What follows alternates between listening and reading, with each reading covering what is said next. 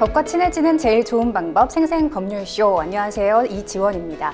오늘도 크고 작은 법률 문제로 어려움을 겪고 있는 여러분을 위한 법률 상담은 물론이고요, 세상을 들썩이게 하는 이슈들을 법적으로 풀어보는 시사법률 토크까지 준비되어 있습니다. 법률과 관련해 궁금한 내용이 있으신 분들은 상담 전화 02-557-8295번으로 연락 주시거나 법률방송 홈페이지 접속 후 법률상담 게시판에 문의 남겨주시기 바랍니다. 그리고 아래 하단에 보이는 이메일로도 상담 문의 받고 있습니다. 각 분야 전문 변호사가 무료로 성심성의껏 상담해 드리니까요, 많은 참여 바랍니다. 네, 지금 이 방송은 유튜브를 통해서도 실시간으로 함께 방송되고 있으니까요, 많은 시청 부탁드리고요. 유튜브를 통한 소통의 창구도 활짝 열어두겠습니다. 그럼 오늘 도움 주실 변호사님 소개해 드리겠습니다. 법무법인 이을의 이유진 변호사 자리하셨습니다. 어서 오세요. 네, 안녕하세요. 법무법인 이을의 이유진 변호사입니다. 오늘도 상담자분들이 법적으로 꼭 알아두셔야 할 부분들을 쉽게 설명드릴 수 있도록 하겠습니다. 네, 오늘도 억울하고 답답한 분들에게 명쾌상쾌 통쾌한 상담, 유익한 상담 해주시길 기대해 보겠습니다. 그럼 오늘 접수된 상담 미리 살펴볼까요? 임대인이 장기수선 충당금을 돌려주지 않아요. 차용증 없이 빌려준 대여금 받아낼 방법은?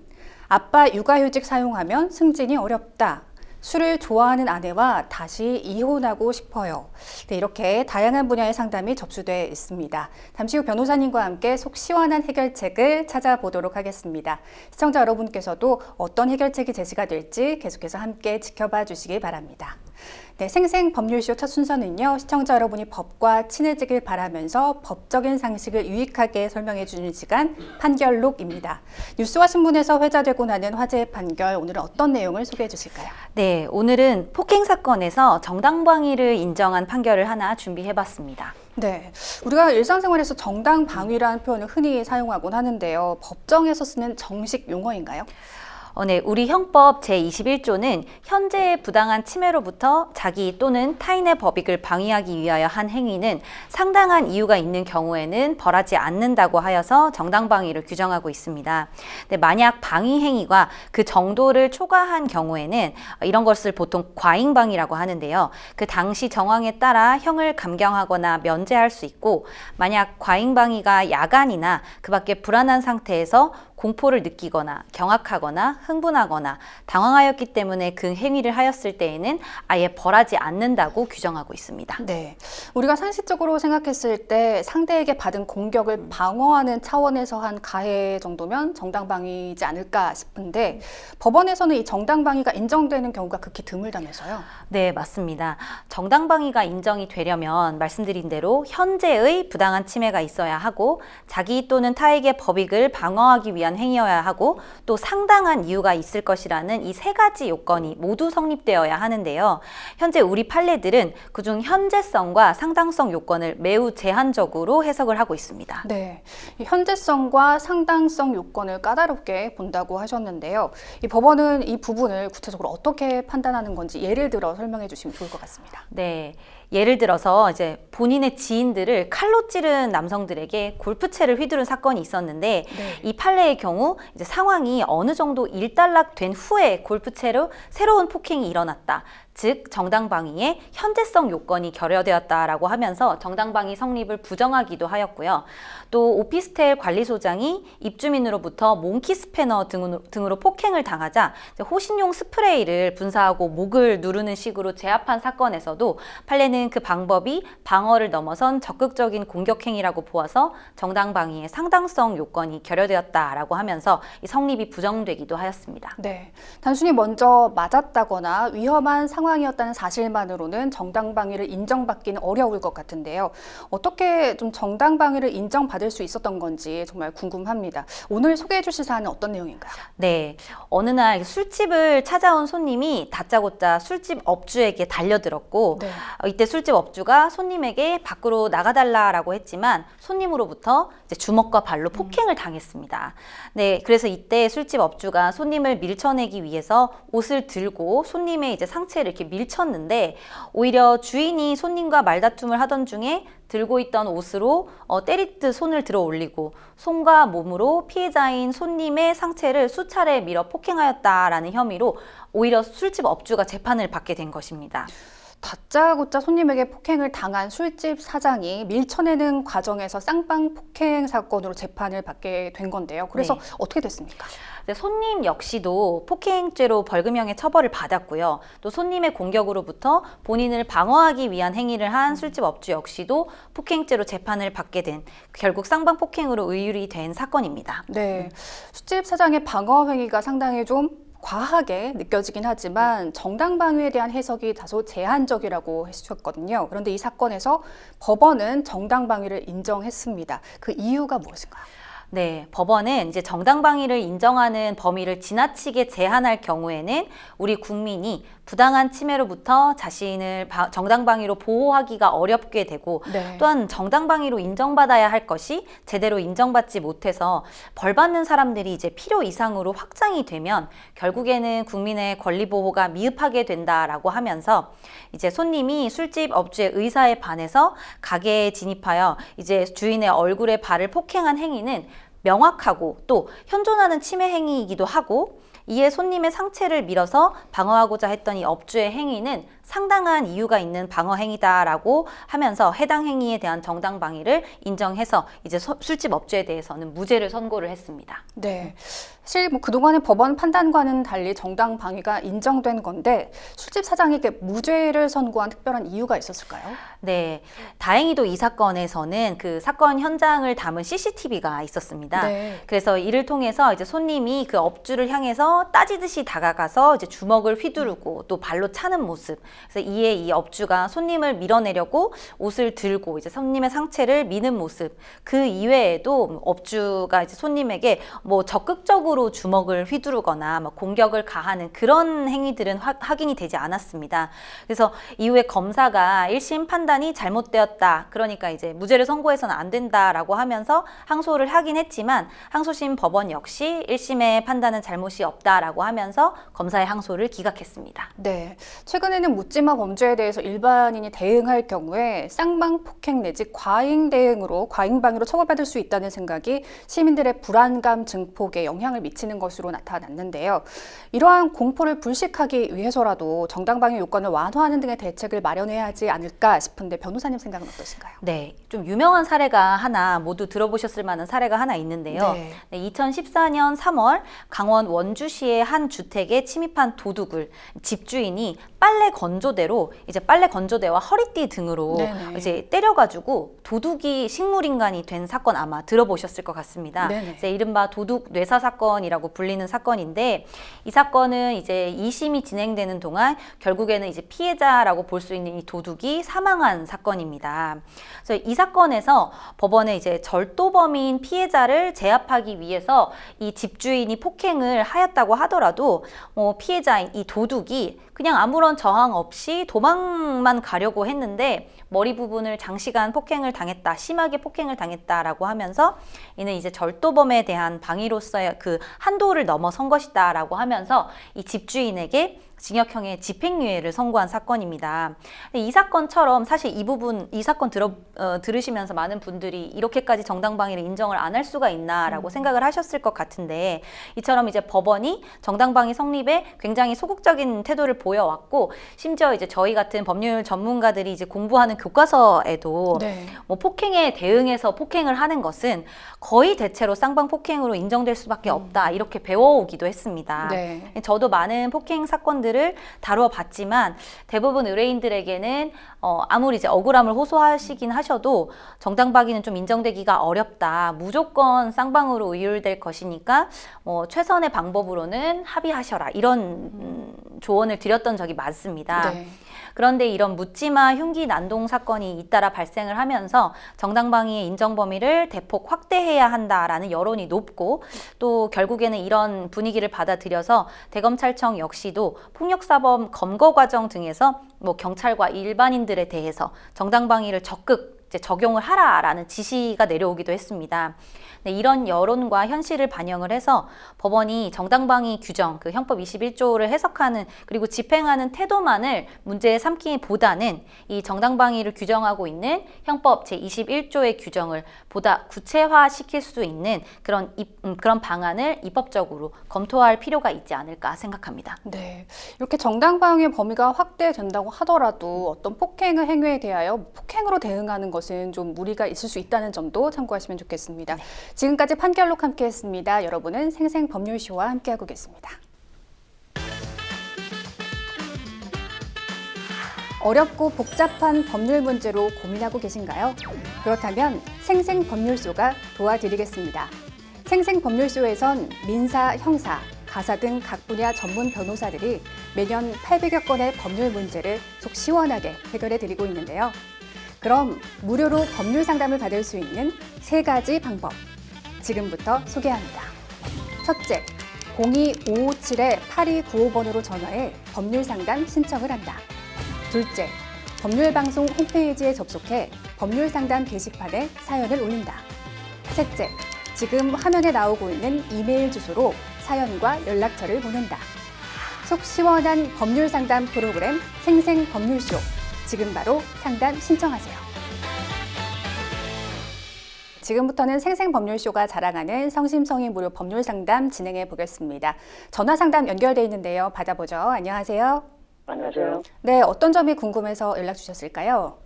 상가 하자 충당금 반환 청구하고 설정비 반환 청구를 두 개를 한 구조로 해갖고서 소장을 보냈거든요. 네. 소장을 보냈는데 답변서가 날라왔는데 어떻게 되는지 물어보고 싶어서. 저희가 좀 구체적인 상황을 더 들어볼 수 있을까요?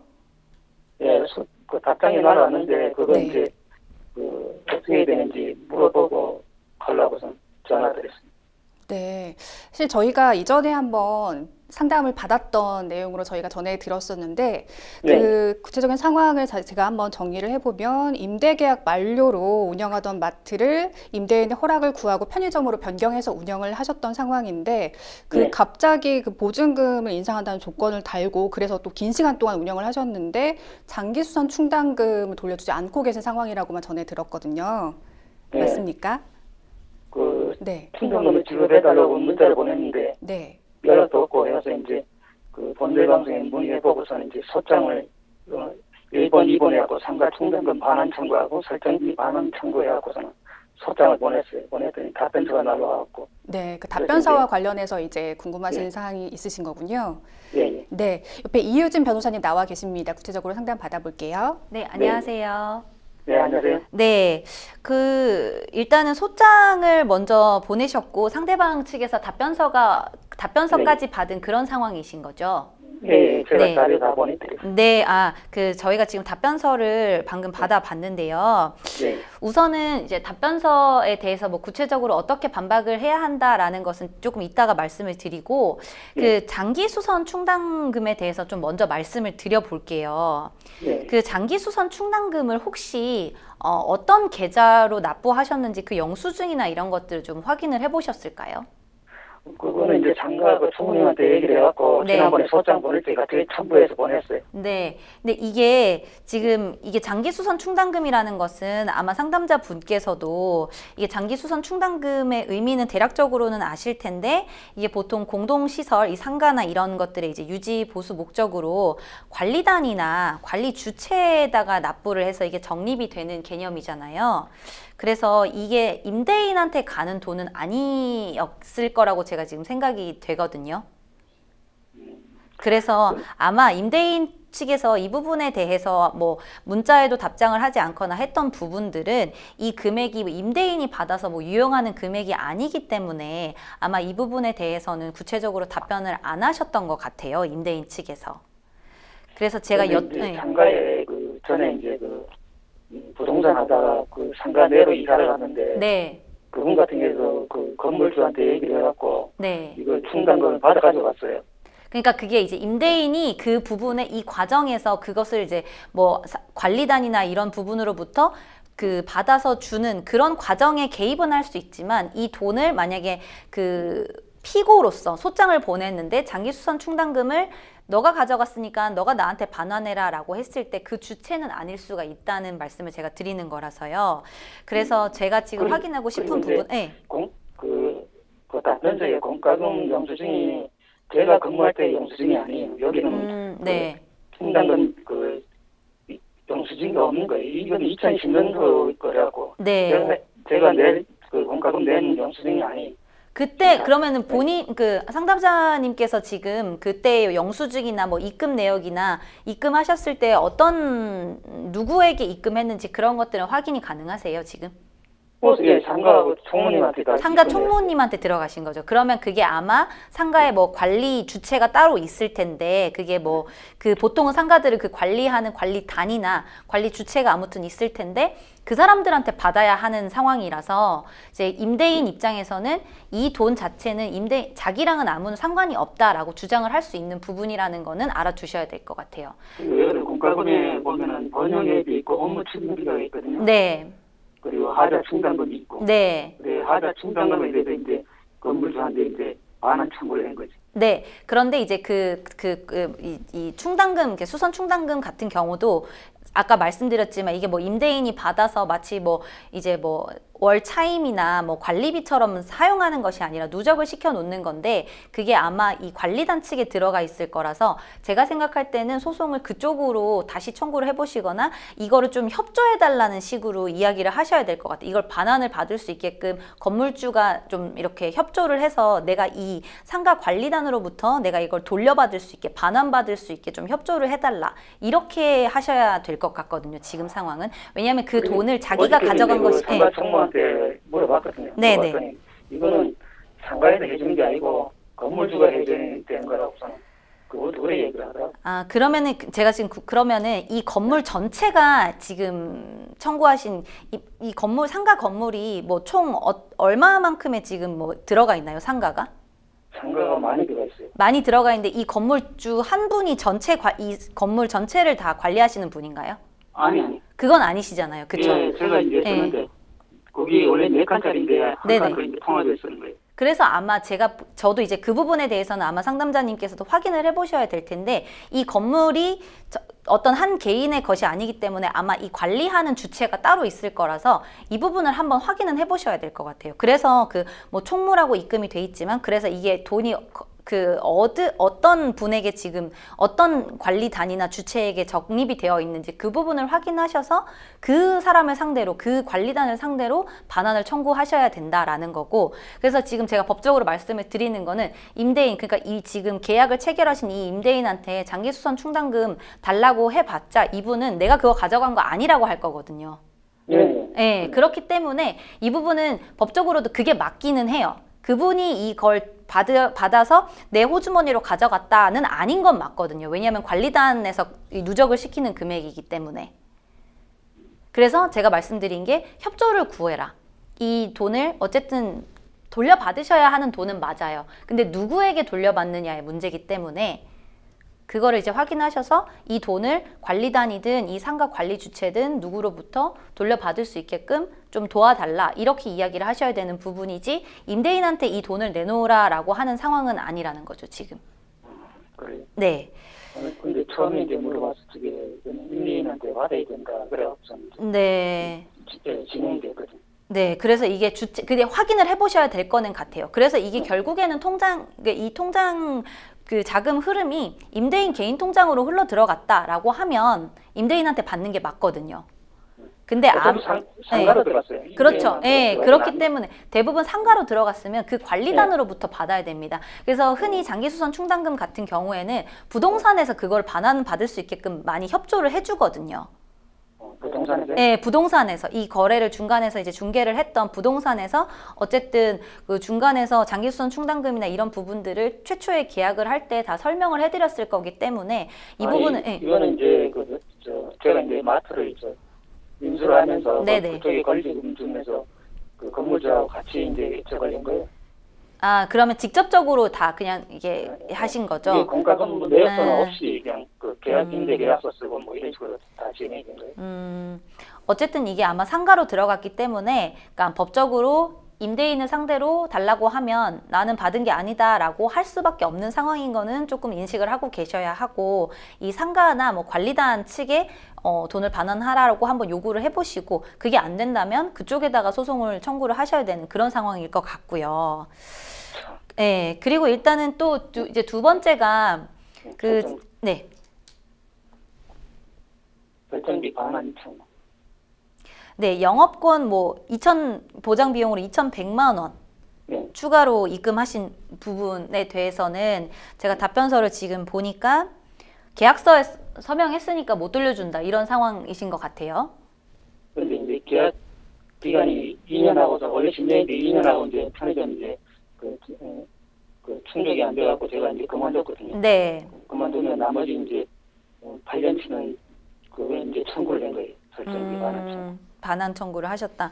네, 네. 설정비란 거는 원래는 그 세분 본사와 그 임대인이 계약했으면 임대인이 설정을 해주든지, 네. 근데 세분이 설정을 해준다는데 그것도 안 되고 나한테 꼭 돈을 받아야지 그 진행을 한다 그랬어요. 그래갖고 또 돈을 주니까 또 담배 때문에 편의점을 또 운영해야 된다 그래갖고 억지로 2년 운영했잖아요. 네. 원래는 4개월만 하실 생각이셨는데 2년 이상 이제 영업하도록. 그 세븐이라는 그 편의점으로부터 원래는 임대인이 뭔가를 받기로 했던 그런 상황이었나요? 아니, 세븐 같은 경우는 원래 임차인이 네. 새로운 그 임차인이 세븐이잖아요. 네, 그렇죠. 세븐한테 새로운 이제 네, 임차인이. 네. 예를 들어 매출이 있으면 매출에 대해서 얼마 이제 권리금을 받아요. 네, 네, 네. 그 받는 걸 얘기를 하는 거예요. 아. 그 권리금은 내가 받아야 되는 게 당연한데. 네, 그렇죠. 임대인 같은 경우는 뭐 수억을 뭐 받았다 그리고 막 이렇게. 네네네. 저도 그 내용을 지금 봤는데, 네. 어쨌든 이제 그래요. 그거를 이제 상담자분께서 세븐으로부터 이제 편의점 그 업체로부터 받았기 때문에 뭐 그거를 왜 자기한테 뭐 이렇게 이익을 받았는데 왜 그거를 또 나한테 그 줬던 돈을 다시 돌려달라고 하냐, 뭐 이런 입장인 것 같더라고요. 답변서를 보니까. 그러니까 원래 그 돈은 나한테 전가를 하면 안 되잖아요. 맞아요. 네네. 예, 맞습니다. 그래서 아니, 이게 그 임차인이 권리인데 그걸 네, 갖다가 맞습니다. 네. 임대인이 권리를 내세우니까 네, 그래서 네. 이제 2년밖에 안 했으니까 네. 나머지 이제 8년치는 돌려달라고 그러니까 청구를 한 거예요. 그 총 얼마를 반환 청구를 하셨어요? 소장에다가? 제가요? 네. 예를 들어 10년치 같으면 2,100 얼마 네. 10년치 갖다가 2년 빼고, 마이너스하고 네. 나머지 이제 그래서 청구를 했어요. 대략 얼마 정도를 청구하셨어요? 지금 그러면 한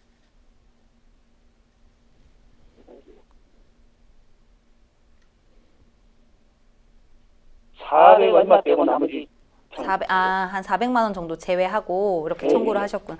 네, 이게 지금 제가 보기에는 뭐 원래는 마트였다가 편의점에서 이제 이렇게 영업 그 내용을 변경을 하면서 자기한테 뭐 2,100만 원을 추가로 더 지급해라, 뭐 이런 식으로 하셨고, 또 계약서도 쓰셨고, 또 이런 뭐 이게 부당한 추가 보증금이 될 수도 있고, 또 흔히 이제 상가 계약에서 자주 이제 등장을 하는 뭐 전환 프리미엄 비용으로도 볼 수 있을 것 같은데, 제가 네. 보기에는 이게 원래는 상담자님께서 뭐 4개월만 할 생각이었는데 억지로 2년 이상 영업하도록 또 강요도 당하셨고, 네. 그쵸? 네, 그리고 이제 뭐 이런 것들을 이제 편의점은 이제 뭐 기존 마트보다 뭐 매출이 높을 수도 있고, 또 이제 어떤 대형 업체에서 하는 것이다 보니까 뭐 브랜드 파워도 있으니까 자기들이 더 받아야 한다. 아까 말씀하신 것처럼 편의점으로부터 그 상담자님께서 받는 돈도 있으니 나도 더 받아야겠다. 뭐 이런 식의 지금 거래가 성사가 된 거는 같은데, 이게 어떻게 보면 자유로운 계약인 것처럼 보일 수도 있지만 제가 보기에는 조금 부당한 압박이나 어떤 압력, 강요 같은 상황이 있었던 것도 같습니다. 네, 맞아요. 네, 그래서 혹시 이런 것들을 입증할 수 있는 증거가 있을까요? 이게 부당하게 계약을 체결하는 과정을 입증할 수 있는 증거.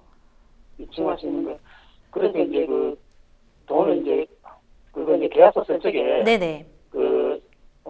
마트 이제 소개시켜주는 분하고 중개인하고 네. 그 세븐 그 담당하고 네. 같이 합했어요. 같이 가갖고 아, 네. 제가 이제 돈이 없어갖고 네네. 그 중개하는 분한테 돈을 빌렸어요. 2천 얼마를. 아, 네네. 2,100 얼마를 빌려갖고 그래서 이제 그 건물 임대인한테 계좌이체 해주고 네. 그리고 나니까 또 편의점 담배 때문에 편의점을 운영을 해야 된다 그래갖고 네네. 그래서 2년을 억지로 하게 된 거예요. 그러면은 그 과정에서 같이 계셨던 분들은 그 계약 과정에서 뭐 선생님께서는 4개월만 이제 이렇게 전환해서 하려고 했는데 2년 동안 하지 않으면 안 해주겠다라고 한다든지 그 상황을 조금 입증해 주실 만한 상황이신가요?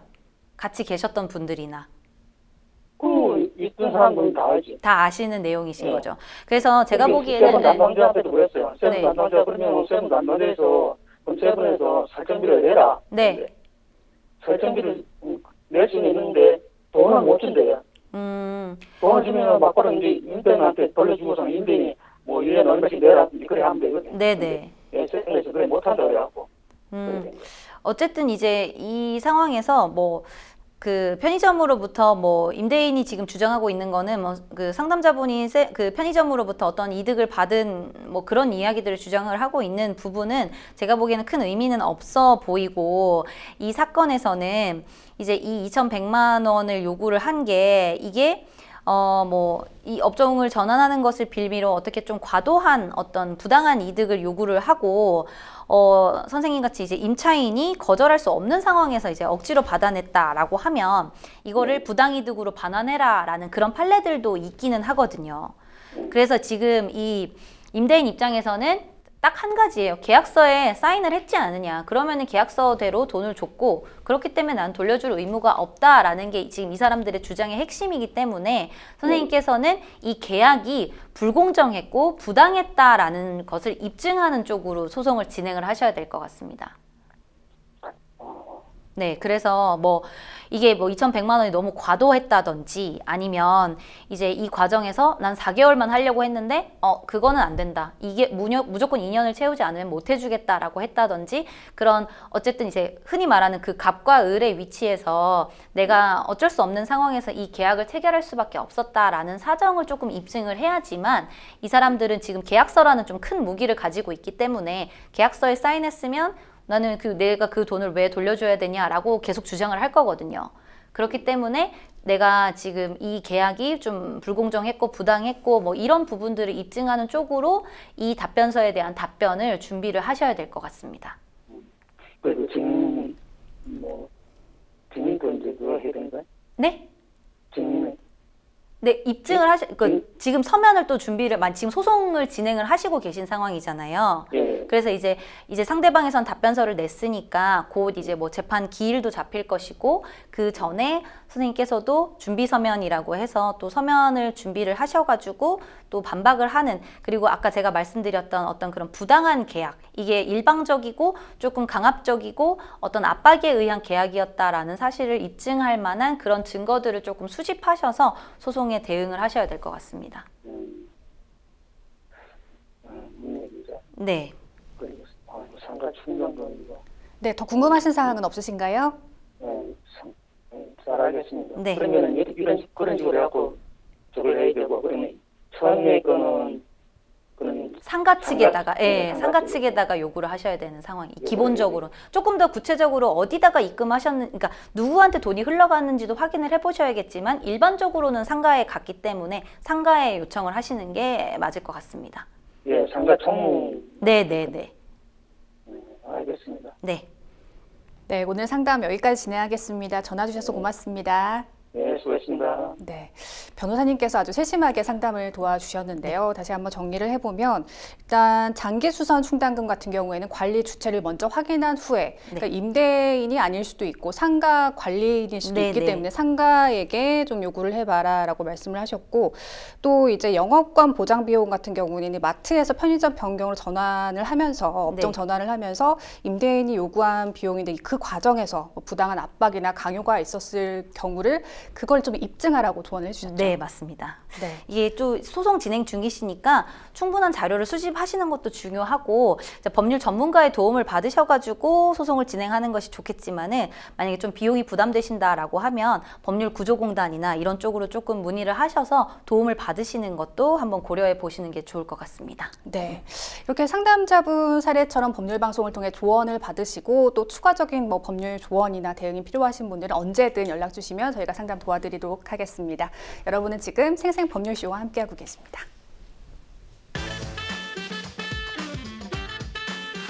어렵고 복잡한 법률 문제로 고민하고 계신가요? 그렇다면 생생법률쇼가 도와드리겠습니다.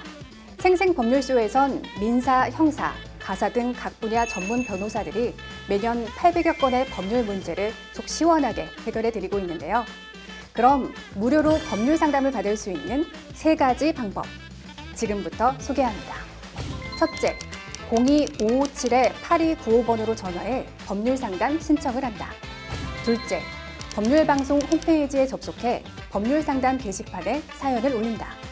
셋째, 지금 화면에 나오고 있는 이메일 주소로 사연과 연락처를 보낸다. 속 시원한 법률 상담 프로그램 생생법률쇼. 지금 바로 상담 신청하세요.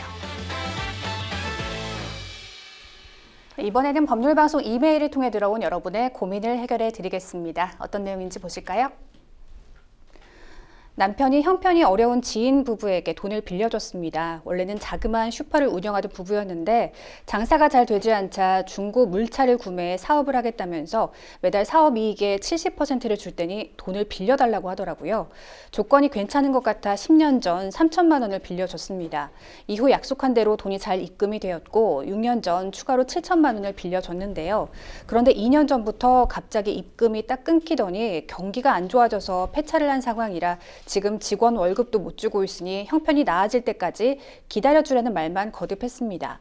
더 황당한 건 저희는 그동안 받아온 이익금은 당연히 이자라고만 생각했는데 원금이 포함된 금액이라고 주장한다는 겁니다.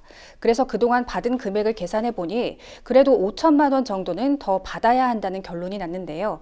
차용증을 따로 쓴 것도 아니고 가지고 있는 증거라곤 이체 내역과 그동안 이익금과 관련해 나눈 독촉 문자 등이 전부인데요.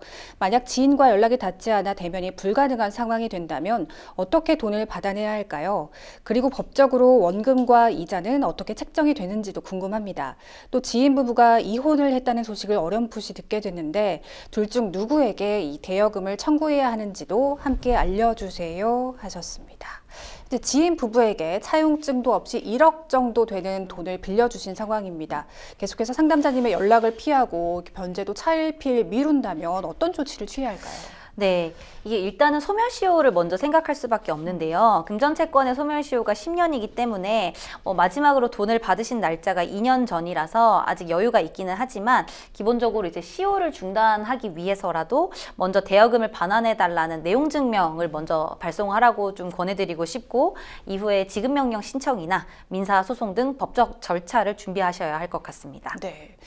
자, 8년 동안 지인 부부에게 사업 이익의 70%를 받아 오셨습니다. 그동안 이 돈을 이자 개념으로 생각하셨던 것 같은데 해당 이익금, 지인의 말대로 좀 원금으로 봐야 할까요? 네, 받은 돈이 이제 이자냐, 원금의 일부냐 이 문제는 법적으로도 자주 다퉈지는 부분이고 결국 이제 양측의 약정, 그 합의가 어떤 내용인지 그리고 그걸 뒷받침하는 증거가 어떤 것인지가 핵심입니다. 근데 제가 보기에는 매월 70%의 이익을 분배를 해주겠다라는 구체적인 약정이 있었다면 이는 이자, 그 이익 공유 방식으로 이자를 지급한 것으로 해석될 가능성이 높습니다. 그런데 이제 이게 처음부터 지인 입장에서는 그거는 원금의 일부였다라고 주장을 할 수는 있겠지만 처음부터 원금 상환이라면 일정한 횟수로 이렇게 나눠서 이제 정리를 해가지고 줬을 텐데 네. 지금처럼 이제 사업이익을 70%씩 변동하는 금액으로 입금을 했다라고 하면 이거는 통상적인 원금 상환의 방식과는 전혀 다르기 때문에 이자 또는 이익 배당의 형식이다라고 해석될 가능성이 높습니다. 그런데 한 가지 저는 이제 이자 제한법을 고려를 해야 한다고 생각을 하는데요. 네. 이제 지인에게 빌려주고 받은 이익금이 현재 시점 기준으로 이자 제한법에 따른 연 20%를 만약에 초과했다라고 하면 이 초과한 부분은 무효가 됩니다.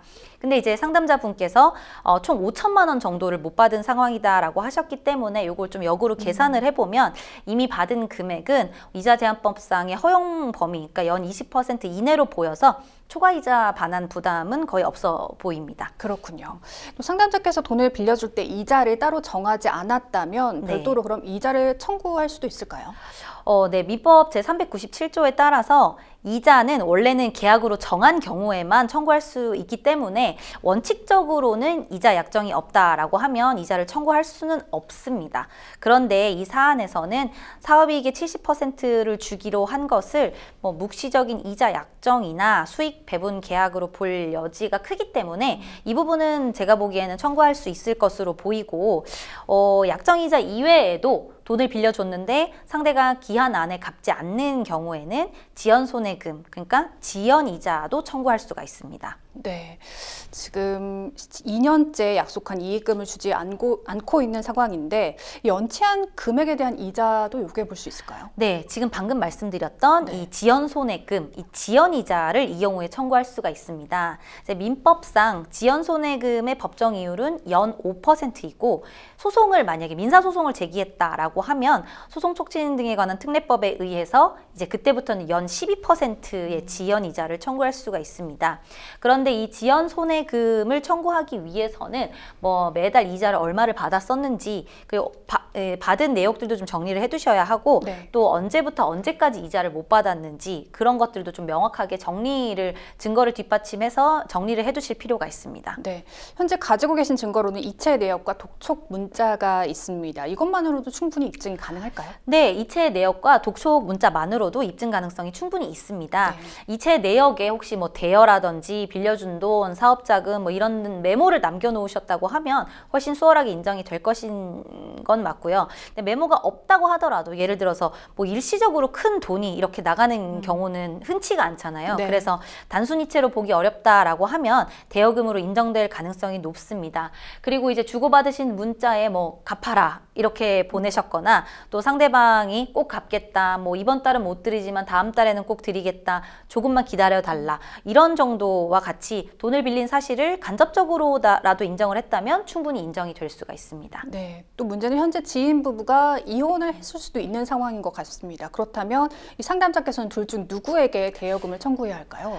네, 이제 뭐 부부 공동 명의로 대여를 했는지 또는 어떤 일방이 빌려준 건지 좀 확인이 먼저 우선이 돼야 되는데요. 네. 뭐 돈을 빌릴 때 두 사람이 모두 관여를 했는지, 예를 들어서 뭐 같이 있었다든지, 뭐 메시지를 누가 받았는지, 입금받은 계좌는 누구 것인지, 뭐 문자나 카톡에서 누가 주로 이걸 상환 주체로 등장을 하는지 등을 확인을 해야 하는데, 이제 그런 정황을 가지고 판단을 했을 때 뭐 만약 이제 두 분에게 다 동시에 빌렸다라고 하면 이혼 여부와 무관하게 두 사람에게 뭐 연대 책임을 물을 수도 있는 것인데, 뭐 딱 한 사람에게만 빌려줬다라는 것이 좀 정황적으로 특별하게 드러난다라고 하면 그 사람에게 청구가 가능합니다. 그러니까 정리를 하면 이혼 여부와는 무관하게 누구에게 돈을 빌려줬는지가 그 증거로서 확인되는 사람에게 청구를 할 수 있는 것이기 때문에, 만약에 좀 어느 쪽에 빌려준 건지가 애매하다, 저 빌려준 사람 입장에서 그렇다고 하면 소송을 제기할 때는 일단 두 사람 모두를 피고로 지정을 해서 제기를 해도 괜찮습니다. 네, 지금 사실 돈을 빌린 사람 입장에서도 평생 사업이익의 70%를 준다고 네. 약속한 건 아닐 것 같은데요. 네. 지금 당사자 간의 정확한 변제 날짜를 정해놓은 것 같진 않습니다. 네. 저런 명확한 변제기를 정하지 않아도 소송이 가능할까요? 네, 민법도 제388조에 따르면 당사자가 변제기일을 정하지 아니한 때에는 채권자가 상당한 기간을 정해서 이행을 청구할 수 있다라고 하고 있습니다. 그래서 기한을 처음부터 정하진 않았더라도 이제 일정한 기간을 주고 이 안에 갚아라라고 요구를 한 다음에 일정 시간이 지나면 법적으로 청구할 수가 있는 상태가 됩니다. 그래서 이 상황에서는 뭐 명확한 변제기일은 최초에는 없었지만 2년 전부터 지급이 지금 안 되고 있으니까 지금 이 시점에 뭐 내용 증명을 보내시든지 해서 변제를 요구를 하고 거기에 응하지 않으면 이제는 소송을 제기할 수 있는 상태가 됐다라고 볼 수가 있습니다. 네, 지금 답답한 마음에 수차례 반복해서 독촉 문자를 보내신 것 같습니다. 그런데 네. 또 이게 또 법적으로 어떤 문제가 될 수 있다면서요? 네, 기본적으로 독촉 문자 보내는 것은 채권자의 어떤 기본적인 권리 행사이긴 하지만 지나치게 반복이 되거나 수위가 높아지게 되면 이제 형법상의 뭐 협박죄나 광요죄, 그리고 정보통신망법상의 불안감 조성죄 이런 것들에 해당될 여지도 있습니다. 그래서 따라서 뭐 지속적으로 반복적으로 문자를 보내시기보다는 내용 이혼증명 같은 어떤 그런 감정이 섞이지 않은 공식적인 문서 등으로 채무를 독촉하시는 방안을 추천을 드리고 있습니다. 네. 자, 그럼 계속해서 법률방송 이메일을 통해 들어온 여러분의 고민을 해결해 드리겠습니다. 어떤 내용인지 보실까요? 저는 30대 직장인입니다. 올해 초 아내가 출산을 했는데요. 아내가 육아휴직을 했고 내년에는 제가 육아휴직에 들어가 아이를 주 양육할 예정입니다. 그런데 문제는 회사의 반응인데요. 제가 일하는 업계의 특성상 워낙 야근이 많고 술자리도 잦은 데다가 여전히 남자 직원이 육아휴직을 쓴다는 것에 대한 인식이 좋지 않습니다. 얼마 전 상사가 저에게 육아휴직 다녀오면 승진이 어려울 수도 있다고 말을 하더군요. 정말 마음이 불안합니다. 아직 벌어진 일은 아니지만 제게는 불이익에 대한 경고처럼 느껴지는데 현재 상황에서 제가 어떻게 대처하는 것이 현명할지 알려주세요 하셨습니다.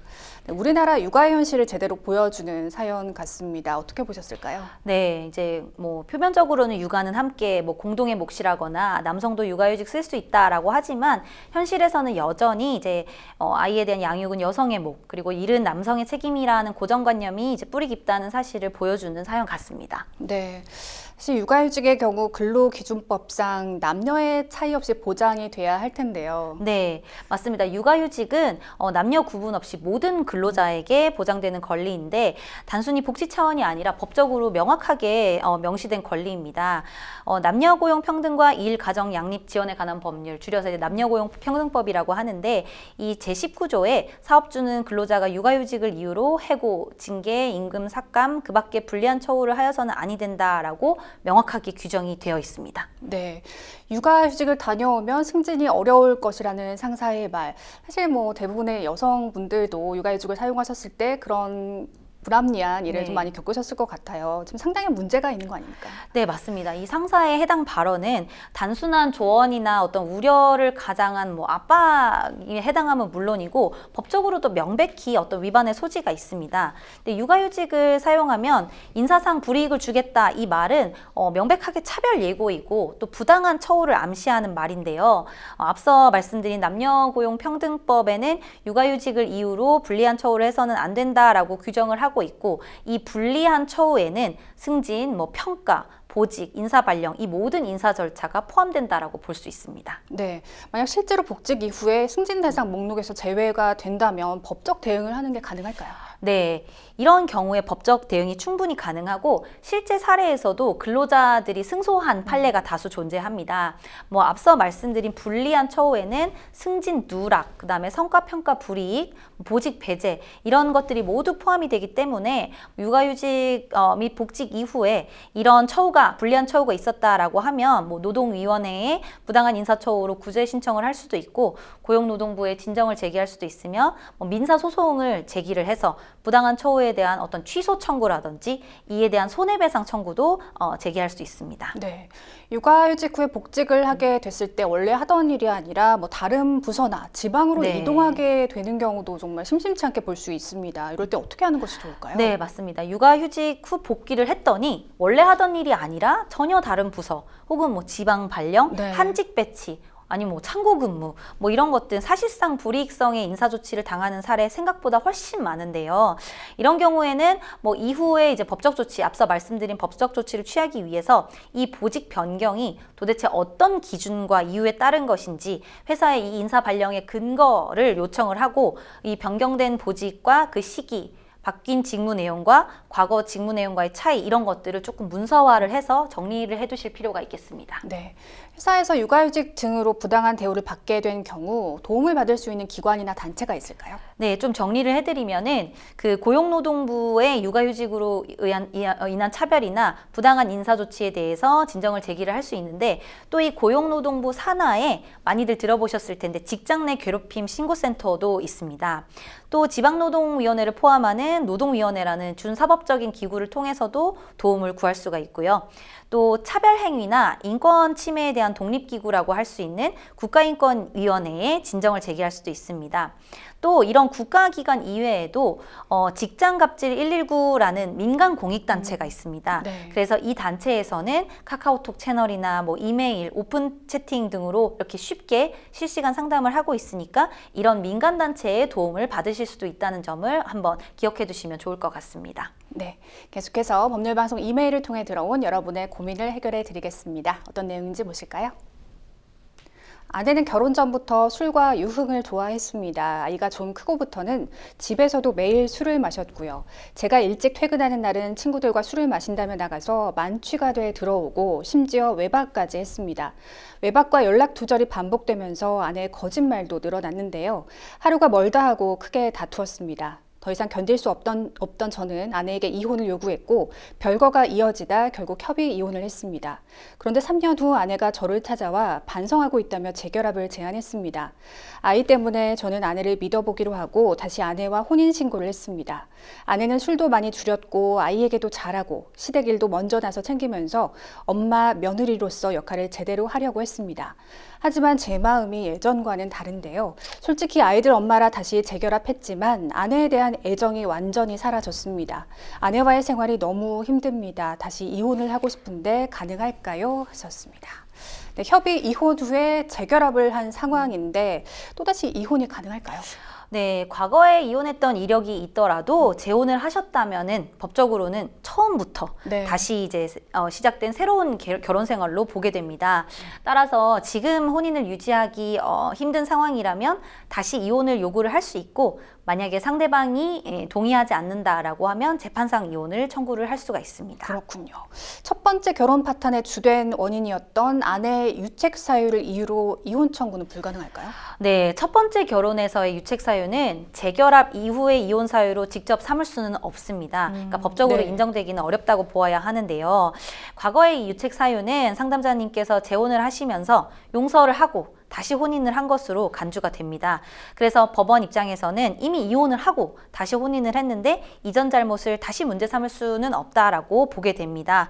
그렇지만 이제 아내의 어떤 문제 행동, 음주, 외박 이런 문제 행동들이 재혼 이후에도 반복이 되고 있다면 이 경우에는 좀 일관된 행동 패턴으로 볼 수 있어서 법원 판단에 일부 영향을 미칠 수 있고 재혼한 이유가 뭐 단순히 오로지 아이 때문이라거나 관계 회복의 진정성이 없다라고 판단할 부분이 있다면 그 부분을 주장을 해볼 수는 있겠지만 이런 주장은 어디까지나 보조적인 판단 요소일 뿐이고 주된 이혼 사유는 재혼 이후의 문제에 좀 집중해야 하는 상황입니다. 네, 지금 남편분이 애정이 사라져서 더 이상 네. 결혼 생활이 어렵다고 말씀을 해주셨는데 아내 입장에서는 그러면 남편에게 유책 사유를 좀 찾아야 될 것 같은데요. 네, 아내 입장에서도 만약에 뭐 이 남편이 이런 일방적으로 이혼을 요구하는 부분에 있어서는 자기는 이제 동의할 수 없다라고 네. 나올 수도 있고 아내가 이혼을 원하지 않는 입장이라면 이 상황에서는 남편의 어떤 아내의 유책을 주장할 수 없기 때문에 이혼이 조금 어려운 상황인 그러니까요. 건 맞고 네. 또 아내 입장에서도 만약에 아내가 만약에 이혼을 원한다라고 하면 이 남편의 어떤 유책 사유를 잡아서 이쪽에서 청구를 할 수는 있지만 현재 상황 같은 경우에는 남편이 이혼을 청구하기는 조금 힘들지 않을까 하는 생각이 듭니다. 네, 무조건 이혼을 하고 싶다고 해서 되는 건 아니더라고요. 네, 맞습니다. 네. 그럼 만약 이혼 후 재결합했는데 다시 이혼을 하는 경우 재산 분할은 어떻게 이루어지나요? 네, 재산 분할 역시 이제 재혼한 이후의 혼인 기간 동안 형성된 재산을 기준으로 이루어지기 때문에 첫 번째 혼인 당시에 형성된 재산은 원칙적으로는 포함이 되지 않습니다. 이제 첫 번째 혼인 당시에 형성된 재산은 이미 한번 이혼하시면서 재산 분할 또는 정리가 완료되어야 정상이기 때문에 다시 분할의 대상은 되지 않는다고 보아야 합니다. 네, 다시 아내를 믿어보기로 하고 혼인신고를 한 상황인데 재결합할 때 혼인신고를 하지 않고 사실혼 상태로 지냈다면 좀 상황이 달라졌겠죠? 네, 만약에 이제 재결합 후에 또 별도의 혼인 신고가 없었다, 그리고 그냥 사실혼 상태였다라고 하면 지금 이제 이혼을 하시겠다라고 하는 것은 이제 엄밀하게 따지면 이혼은 아니고 사실혼 해소가 됩니다. 네. 그래서 이때도 만약에 아내가 그러니까 이제 선행되어야 할 것은 이게 사실혼이냐라는 게 먼저 이제 인정이 되어야 하는 부분이기는 합니다. 뭐 같이 오래 살았다든지 뭐 누구나 봤을 때 혼인한 관계로 인정을 하는 관계다라는 그런 것들이 선행이 되어야 하고 사실혼 배우자로 인정이 되고 나면 재산 분할이나 위자료 같은 이런 문제들은 법률혼과 유사하게 또 청구하실 수도 있고 방어하실 수도 있게 됩니다. 네.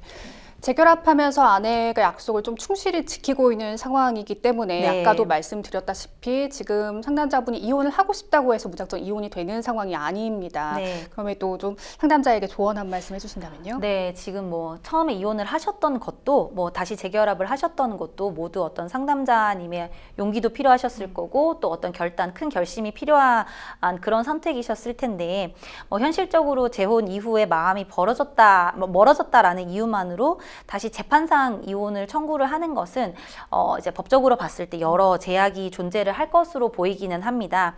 그래서 이제 어쨌든 그래도 혼인과 이혼이라는 것은 이제 일생일대 중요한 어떤 선택이기 때문에 아내분과의 이제 충분한 소통과 대화의 과정이 필요할 것 같고 이런 과정을 통해서 조금 뭐 감정적인 부분의 해소를 시도를 해보시거나 현실적으로는 만약에 정말 이혼이 필요하다라고 하시면 협의 이혼 과정을 조금 위한 이야기를 나눠보시는 게 필요하지 않을까 하는 생각이 듭니다. 네, 생생법률쇼 오늘도 마칠 시간이 다 됐습니다. 오늘 함께해 주신 이유진 변호사님 고맙습니다. 네, 법률상담 참여 방법 다시 한번 알려드리겠습니다. 상담 전화 02-557-8295번으로 연락 주시거나 법률방송 홈페이지 접속 후 법률상담 게시판에 문의 남겨주시기 바랍니다. 그리고 아래 하단에 보이는 이메일로도 상담 문의 받고 있습니다. 각 분야 전문 변호사가 무료로 성심성의껏 상담해 드리니까요. 도움이 필요하신 분들은 연락 주시기 바랍니다. 자, 그럼 오늘 선사는 여기까지입니다. 시청해 주신 여러분 고맙습니다.